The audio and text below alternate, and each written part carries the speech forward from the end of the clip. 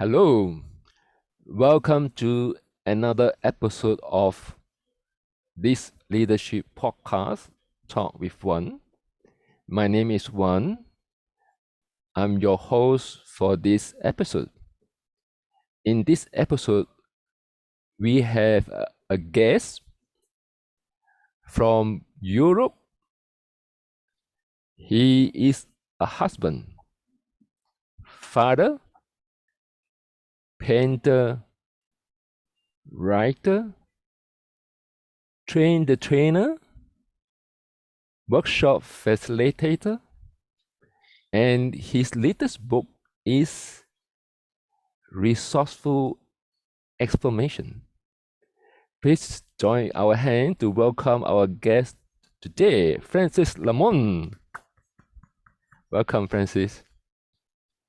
Hello, Siwan. Good evening. I'm Yes, so excited to be here with you. yes, me too. Would you like to share a thing about yourself that I have not shared with the audience and listener?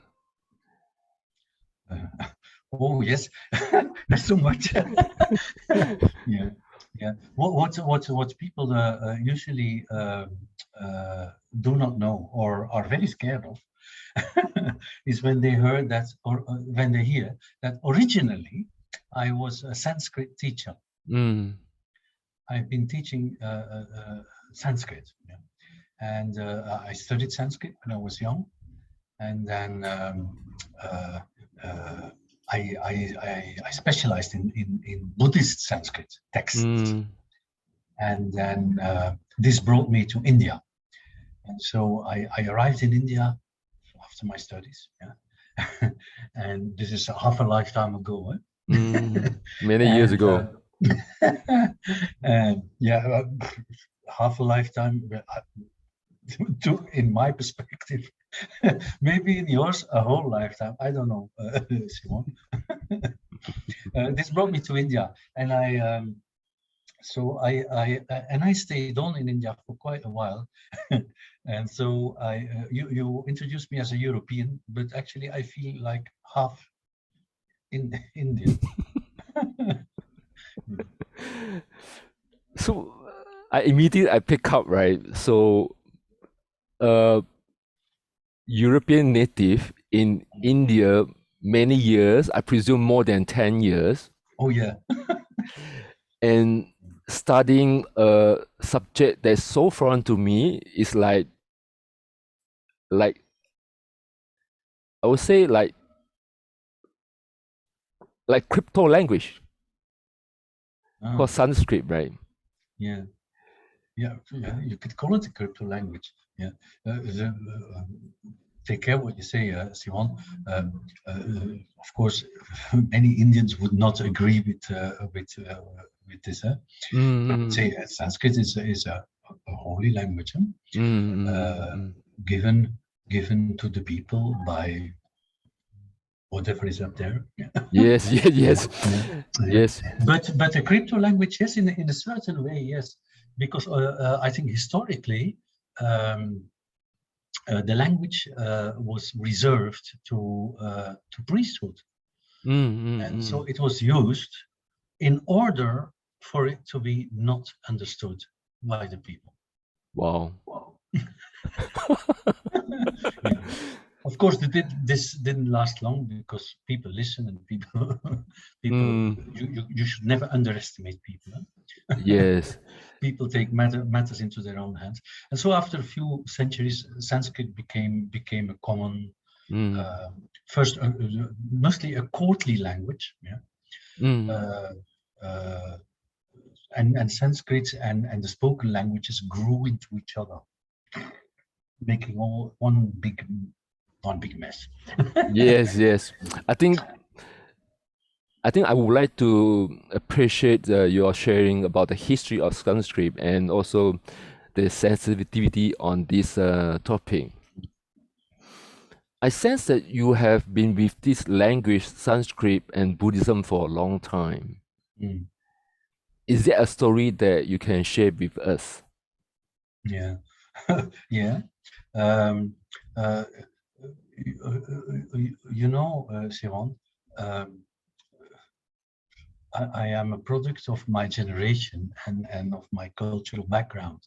So when I started studying Sanskrit, that was at a university in Europe, Mm. and I read Buddhist texts at a university in Europe. So all this was purely academic. And very soon, you know, I felt that this cannot be it. These things should not be merely academic. They can be academic, but not just merely that. And if they're academic, let others do academics. I wanted to have like the real experience. Mm. So I thought, what can I do? So I went to India, and I became a vagrant. Vagrant. Yes, I spent I spent many months, no, almost half a year, as a homeless wanderer, sleeping on on railway platforms and sleeping in the fields, and and the idea was that I would walk in the footsteps of the historical Buddha. And I had the Buddhist Tipitaka, the Buddhist canonical texts with me, and I would visit all the places where the Buddha had worked and preached, and the historical Buddha had worked and preached and shared ideas, and I would walk in his footsteps, and I tried to embody what I had studied. So this was a long time ago, and most of it happened in Bihar, which particularly then, and maybe even now, but I won't go too deep into this. But surely then it was like it was wild territory. There was no law and order. It was ungovernable. And everyone I met tried to disavow me, to don't go to Bihar, no, dangerous, don't go there. So, but I was very stubborn, and I went anyway. And yeah, I have come across quite a bit of adventures. You know, the worst of it being caught and held for ransom by a local police officer in a village near the Nepalese border, who all of a sudden pointed his gun at me and took me with him and told me, you will have to make someone pay 10,000 rupees if you want to get away from here alive. Wow. Yeah, and the more amazing thing is that I was planning to travel for a long time, and this was before bank cards and all. This was just with, I had like stapled together like money hidden in my underwear. I had hundreds of US dollars with me. But he looked at those and he said they were of no value to him. He wanted rupees, which I didn't have. So he kept me in a cage, like one would keep a dog. Yeah. And then after some time, after 3 or 4 days, he fed me with just a bowl of rice and some water. Yeah. But he had not counted on the fact that I could read his name, because all police officers in India have a name plaque here, written in Devanagari script with their name.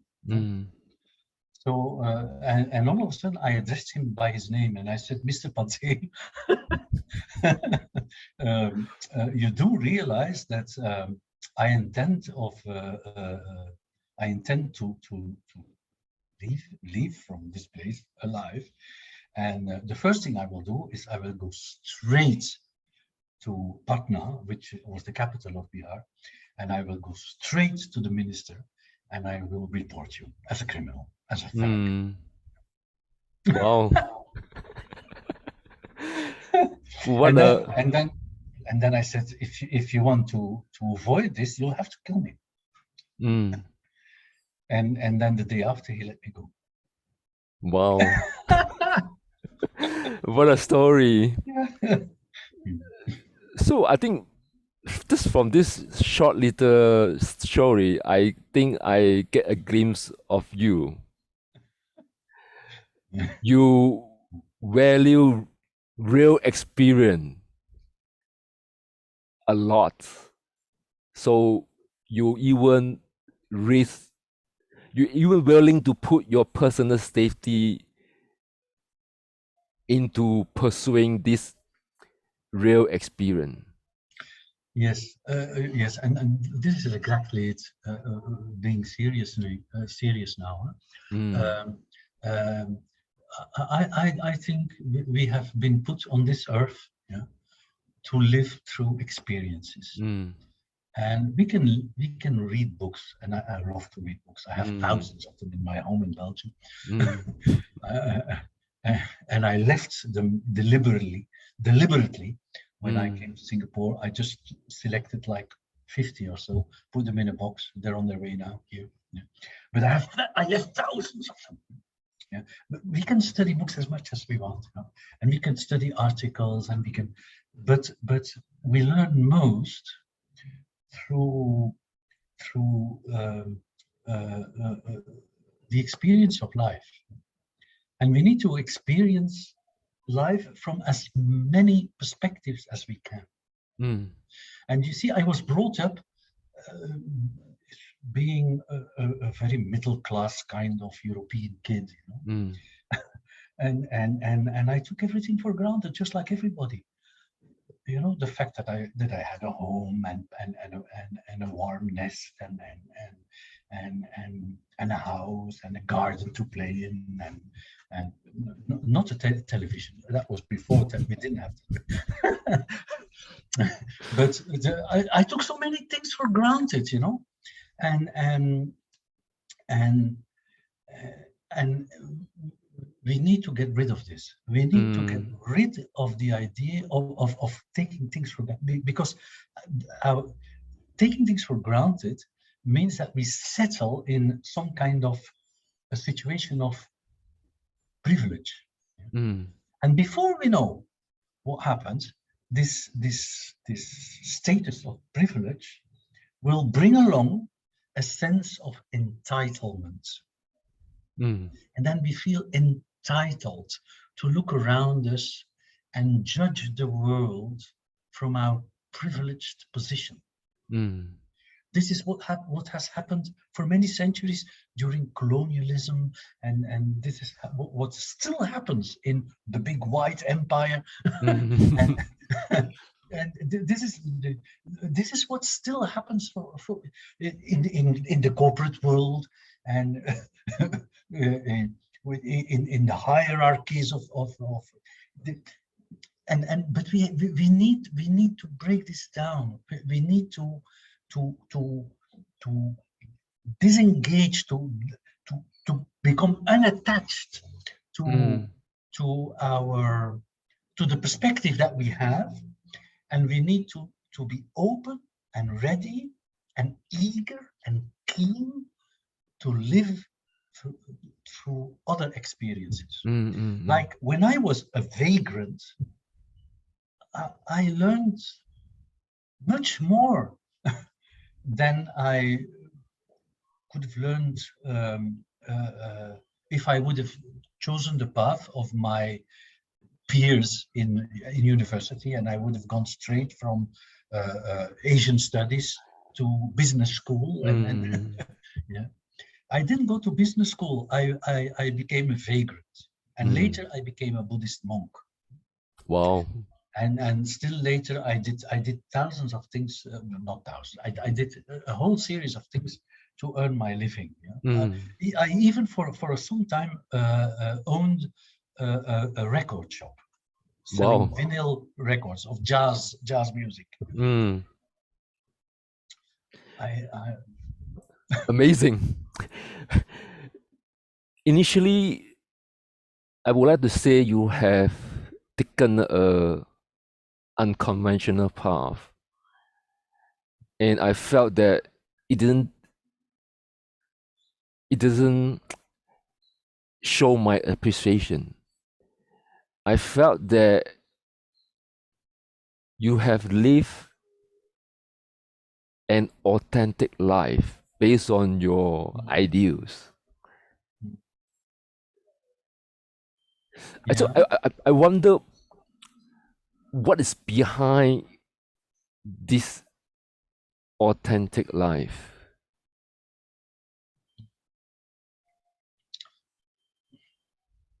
I hesitate a little bit, Shimon, to fully agree with the word the authentic life, because if you open a dictionary, and you look, what does the word authentic really mean? It means true to yourself. Yes, yes.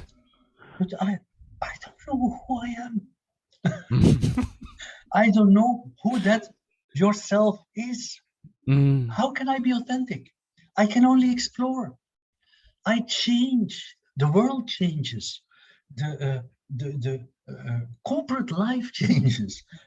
Politics change. Look at the pandemic. Everything changes.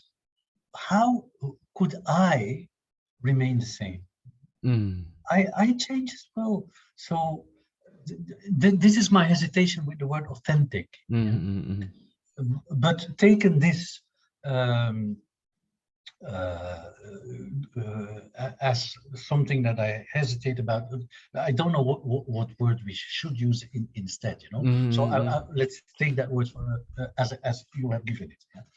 But your question was where does it come from? Also, I don't know. It came very early in my life. I think it had to do with the fact that I was the youngest of a series of siblings, and I belong to the baby boom. I'm a boomer. Yes. It's a horrid word for my 13-year-old daughter. Oh, my father is a boomer. So we had large families, in the post-war Europe, people had many kids. In my family, there were 5 kids. I was the youngest.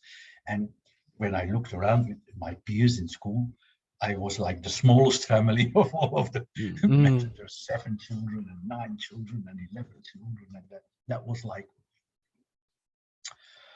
it didn't help much because the white race is on its way out nevertheless. So all these kids, it didn't help much, but whatever. I think it had to do with this. And so I grew up in a family where everybody was grown up but me. And so I had to sort of struggle to get my childhood, I was sucked into conversations and discussions about politics and May '68, the peace and love and everything that happened, and Kennedy being shot, and these are all and the Vietnam War, and these are all memories that I have of the discussions that happened, And I would hide under the table because I was a small kid. I would hide under the table while the family was having all these discussions, and I would look for my mom's shoes. I would recognize her, and I would huddle myself to her legs, and nobody would notice that I was away. So I very early on I built this habit of going my own way, and so you can call it a rebellious adolescence, but the mere fact that when everybody but literally everybody with brains in the school where I was, you know, a convent school, a boarding school, Mm. a privileged school. Everybody would go to university and study like medicine and law and economics and you know, like good stuff, you know, for careers, you know. I chose Sanskrit. Mm. Why did I choose? I knew nothing of Sanskrit, nothing. I just wanted to study something that nobody else did. Mm. There you go. Yeah, oh, I will tell you another thing, Simon. That will interest you. First, I had chosen Chinese, Mandarin, Mm.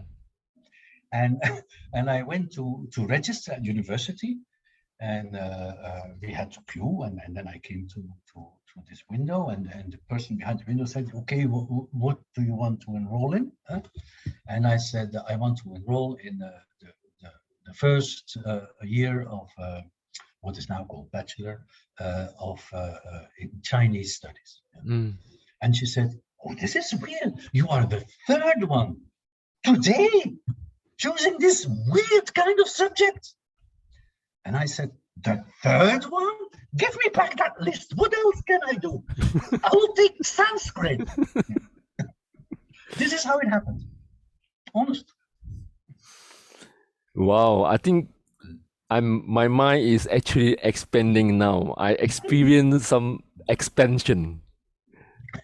And there's a word or a phrase come to my mind, and I would like to share with you.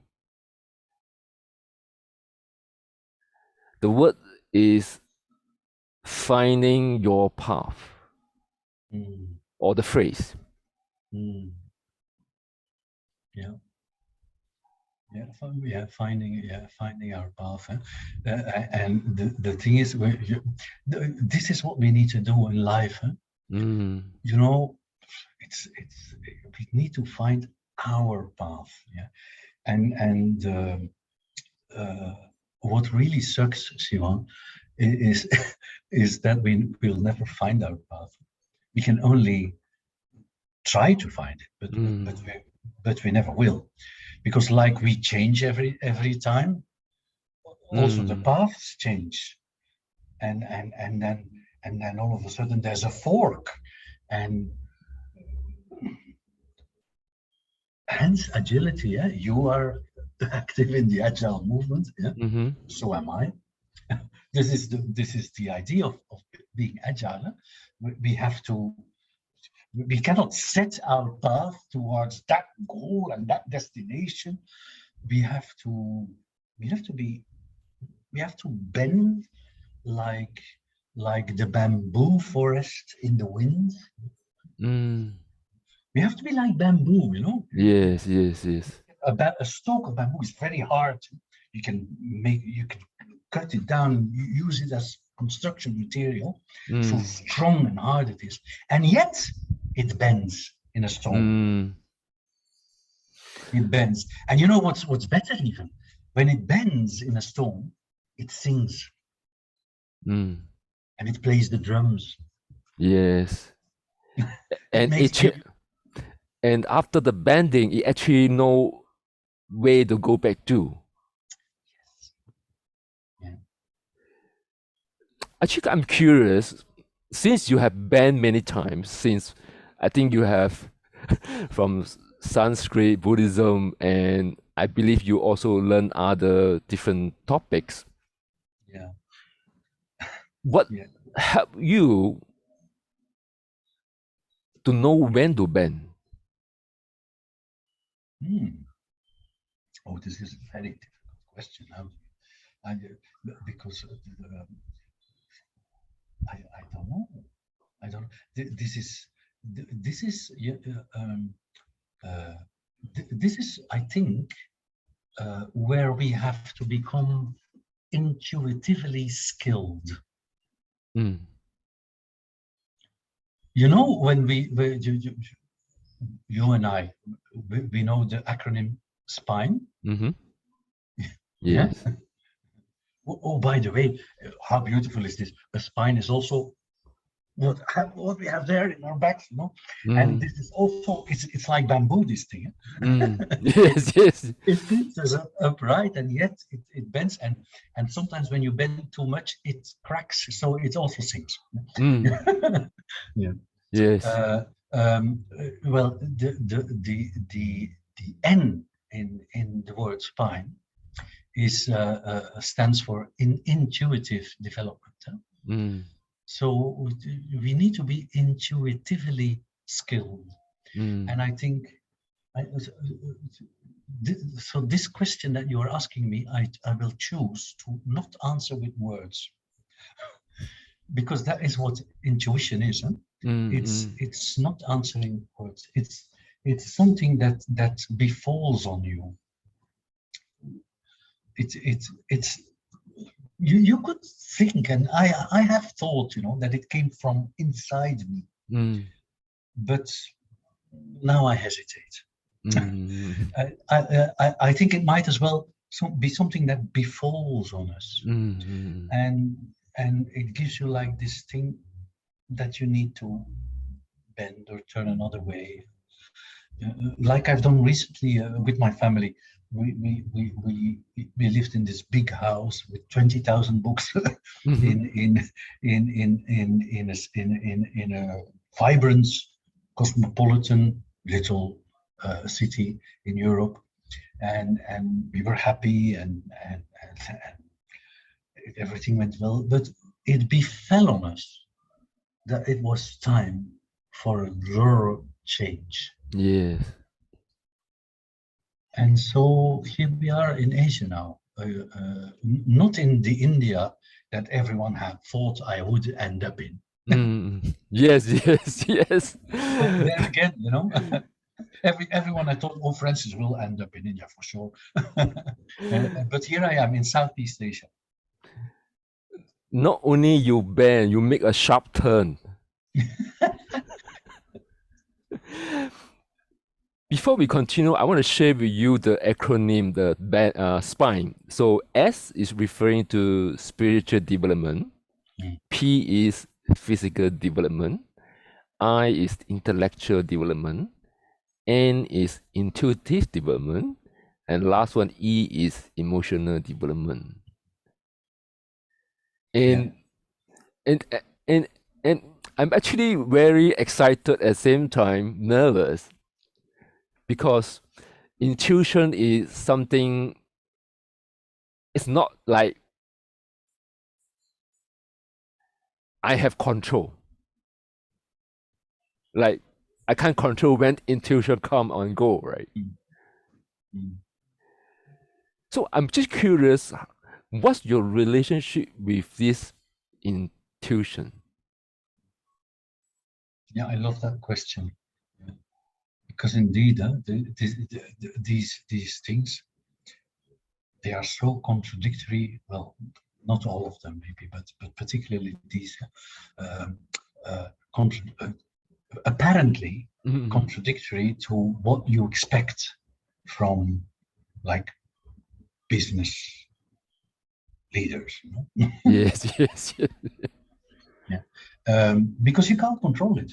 Mm. So this is not for managers.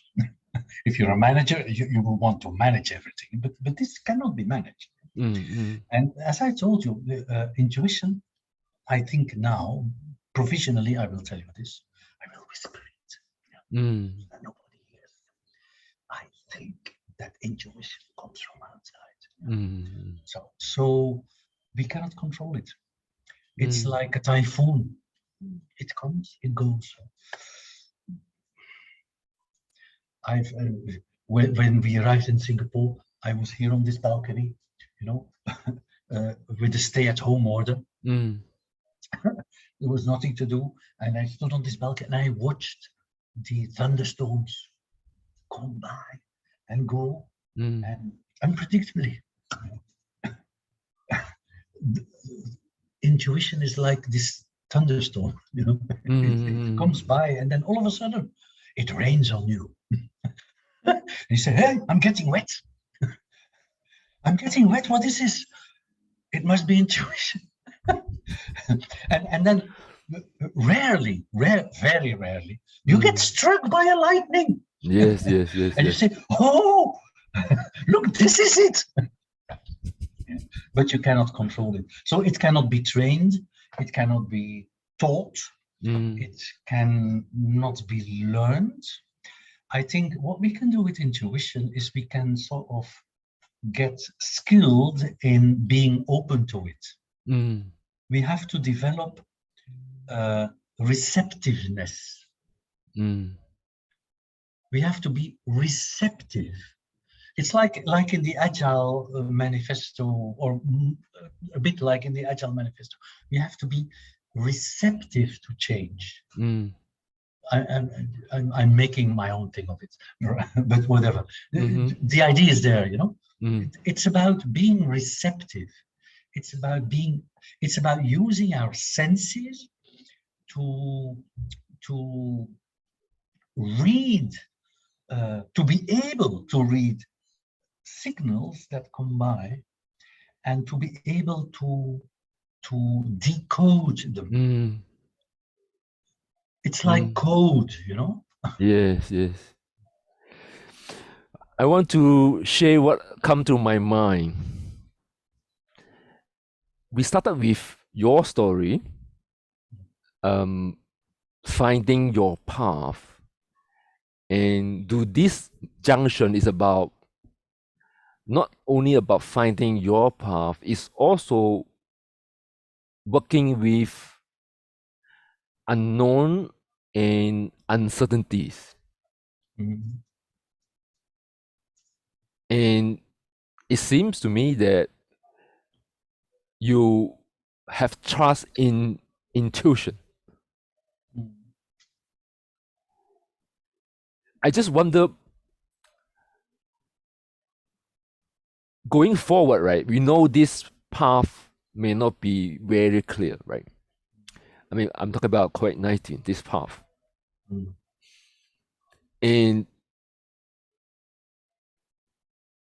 I'm just wondering, in your own sense making, what would help you to find your path going forward? Because of the uncertainties and unknown. Yeah. What would help me? Mm, I think the only thing that we can count on, or the only not a thing, it's not a thing, the only concepts or phenomena that we can count on in order to find this ongoing path mm, and ever-changing path is a set of values that need to be deeply ingrained into ourselves, you know. And they can only be humanist. They can only be about human beings, and our relationship with our environment. Yeah? And I'm thinking of course, the core thing is what in English literature is so weirdly called loving kindness. It's weird because the actual word in from in a Buddhist context is karaniya metta. Metta means metta. Metta, yeah. Metta it used to be translated as compassion. But of course it's not just compassion. It's more like an embracing kind of warm empathy. Yeah? And karaniya means that needs to be done. So it means it's a practice. This is a practice. It's the practice of a value. And as long as we practice this value, we will be open and receptive, and because it has to do with empathy, and it has to do with listening. And this is why, Simon, I'm whispering, this to you. This is why I am so much in love with clean language, because it is a tool that helps us to not judge, not fill in anything, but just be open and receptive and listen. And by listening, help the other to give shape to her emotions, feelings, shape. Captain Walker calls it model. She speaks of modeling. It's actually giving shape to something. Yeah. So this is the only thing we can do, and I for me, this is the core of our being. Yeah? The practice of loving kindness, and to my utter humble shame, I have to tell you that I'm not so good in this. It's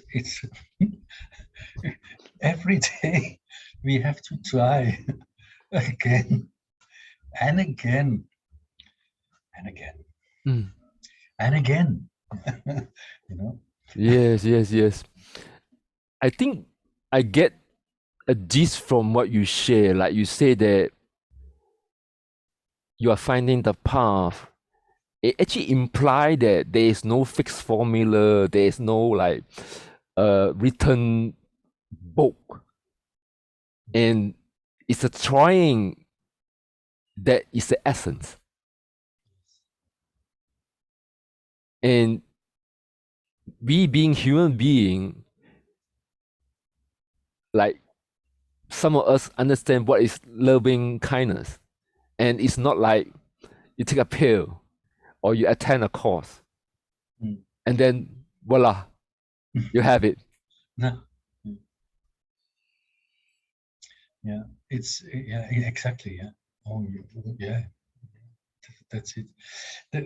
It's so hard to define these things. They can it's so difficult to be called in words. Yes. I think we talked quite a bit already. I think we talked from your story and your finding, not say your I would say your mission in finding your path. And you talk about your relationship with uncertainties and unknown. And lastly, you talk about, for the moment, you talk about the importance of being loving and kindness. I'm curious, what keep you going? I mean, in this journey. I mean, it has been, I think, a while. Yeah.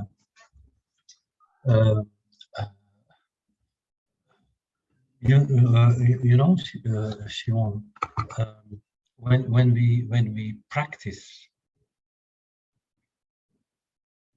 the thing we discussed, we are open and receptive, and then you feel and you sense and you really embody the needs and the suffering that exists in all the phenomena around us, like it can be the planet, it can be small little plants, when we lived in Europe, I used to garden on the street. I'm a gardener. And I used to tend the plants on the street. The plants that by themselves would shoot up and grow up from between the pavement stones. Yes. Slabs, these little plants, and they volunteer to be there. And then some maintenance crew would come by and just pull them all out, It hurts me so, These little plants that have done so much, they haphazardly arrived there and they found their way, and they found a way of existence. Some people have like these neat gardens, and they you know what's weird in the gardener's world? Huh? People pull out plants that have volunteered to be there to put in plants that never chose to be there. Mm. Same happens in organizations, in companies. We pull out people who volunteered to be there, or we refuse them. Mm. And in order to put in people Mm. who actually never really chose to thrive in this environment, but were maybe attracted for other kind of material reasons, like a good salary, or I don't know. Yeah. So why am I telling this? Oh yes, because when we are receptive, we feel the suffering, and the world is full of suffering. I don't have to tell you this. You know, yeah. And this is what keeps us going. Yes, you can sense beyond the facade, the difficulties we have, and you say the word suffering. Yeah. And when I there was a time when I worked mostly in corporate, and there, even there, and particularly there, the main driver is that you feel that there's so much suffering. There is so much suffering that people do. You can't. Can you imagine, Simon? I was asked to give workshops teaching people how to talk to one another. You such a basic human thing that all of us practice day by day. When people come into a corporate structure, they need a course in communication. Can you believe this? Yes. What kind of suffering must be behind this? Yeah. Yes. Yeah. Yes, I think that itself maybe is a topic for another podcast. I sense that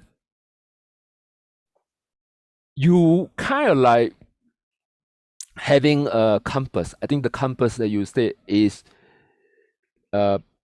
loving kindness. It's like compass for you, and it's compel you or some kind of do some magic for you to keep on finding your path.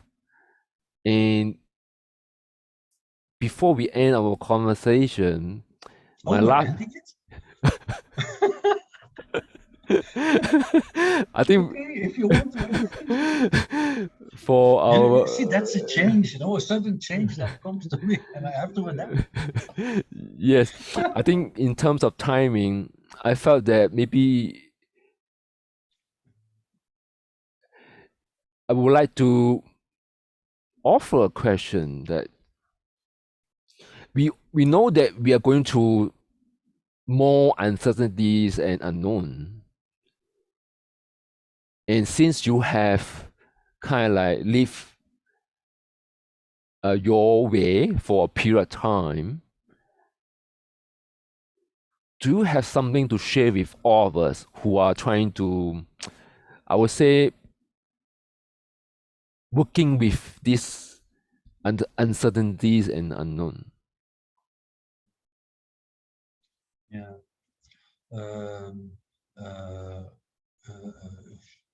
Yeah, I will humbly try to answer your question. Because who am I to? But I think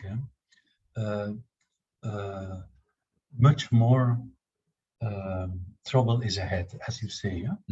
We are living in dire times. Yeah. But then on the other hand, also between parentheses, maybe the world has never been as nice a place, as good a place as now. I don't know.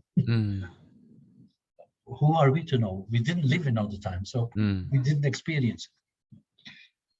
But anyway, we will need the skill of adaptation and agility. Yeah. And if you ask me, the most persistent thing that is in the way is our let me call it our pretenses. You know, we all of us, we pretend so much, and you know, this I particularly experience in a corporate sphere, where you know, where the pretense is in hierarchy, and people dress up very, very strictly, and in order to go to work, and people perhaps mistakenly believing that quality is in appearances. Perhaps, who am I to? I don't know. Yeah, but I see that people are like straight-jacketed into certain directions, very often into what we easily call career paths. And of course, these career paths are dependent on career goals. And then we live a life with this career path as an existing condition. Like so many managers and leaders, well, leaders, I didn't. So many people, you know, have they build their lives materially on the credit of a future that they think is guaranteed in their career path. And they become indebted, materially indebted to banks and loaners, and because